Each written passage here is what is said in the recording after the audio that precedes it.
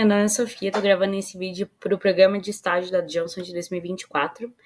Começando me apresentando e falando um pouquinho dos meus marcos que eu escolhi. Quando eu entrei na faculdade em 2018, que também foi o ano que eu tive o meu primeiro contato com o Movimento Empresa Júnior, quando eu fui diretora de desenvolvimento do NUSC em 2021 e ano passado quando eu consegui meu primeiro estágio. Apesar de eu ter falado 4, eu vou aprofundar um pouquinho mais em 2. Quando eu consegui meu primeiro estágio, acho que o primeiro emprego ele é importante em qualquer situação, mas para mim foi muito importante porque eu pude ver a diversidade dentro da empresa que eu trabalhava e como que isso impactava todas as ações dentro da empresa e também quanto que isso impactava as ações que nós mesmos fazíamos no nosso dia a dia, as nossas entregas para os nossos clientes, a nossa própria comunicação com o cliente.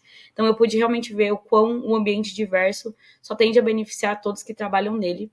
Falando um pouquinho agora de quando eu fui diretoria executiva do Núcleo São Carlos, e até já linkando um pouquinho com a outra pergunta, que é o que me motiva e como a Johnson está relacionada com isso, foi a primeira vez que eu senti que as minhas ações impactavam tanto a organização que eu fazia parte, mas muito mais do que isso, eles impactavam o ecossistema que a minha organização e eu também fazíamos parte. Foi a primeira vez que eu assumi uma grande responsabilidade e com ela eu via como as minhas ações, as minhas inovações que a minha área fazia, elas realmente impactavam algo real da organização. E eu acredito que isso seja muito importante na Johnson também, lendo o Credo, vejo como esse impacto é algo crucial no dia a dia de todo mundo que trabalha lá, como as ações sempre levam para isso. Agora, falando um pouquinho do case analítico, falando um pouquinho da parte de farmacêuticos primeiro, a gente pode ver que 2021 e 2022 teve um pequeno crescimento no número de vendas, então foi ali de 1,7%. Trouxe dados de 2018 a 2022 para a gente conseguir ter uma noção de antes de pandemia e de pós-pandemia também. E a gente vê que foi uma progressão ascendente nos últimos 5 anos. Mas o mesmo a gente não pode dizer do Operation Profit, porque do ano de 2021 para 2022 teve uma queda de aproximadamente 11,5%. Não é um comportamento usual, a última vez que aconteceu foi de 18 para 19, mas aconteceu. Se as vendas aumentaram, por que o lucro caiu? Foram feitos investimentos em 2022 em pesquisa em desenvolvimento para tratamento de algumas doenças que eles ainda não geraram nenhum lucro em cima deles. E também, em 2019, foram gastos 1,5 bilhões de dólares na manufatura da vacina única do Covid. Falando de MedTech, a gente consegue ver uma queda expressiva em 2020 por conta da pandemia, mas com uma recuperação muito boa em 2021. E também teve um pequeno aumento de 2021 para 2022 de aproximadamente 5,3%.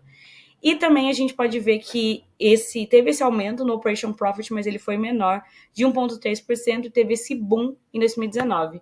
Isso também foi causado por investimentos feitos em R&D, que em 2021 teve um gasto muito grande na parte de pesquisa de cirurgias robóticas relacionadas à Iris Health, em 2019. Em 2022, teve um gasto menor na aquisição da Biomed comparado com 2021.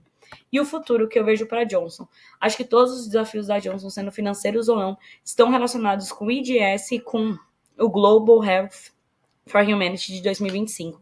De Environment, eu escolhi o desafio de fazer com que todas as fontes, toda a energia consumida na Johnson sejam de fontes renováveis. Um exemplo é o Parque Solar de São José dos Campos. De Social, é o aumento de tratamento de várias doenças como HIV e tuberculose. E de Governance, a parte de retenção e atração de grupos minoritários. Então, garantir que essas pessoas realmente, de fato, trabalhem na Johnson. Todos eles contemplam pelo menos 3 objetivos de desenvolvimento sustentável da ONU, por isso que eu acredito que eles são desafios também. Muito obrigada, até a próxima etapa.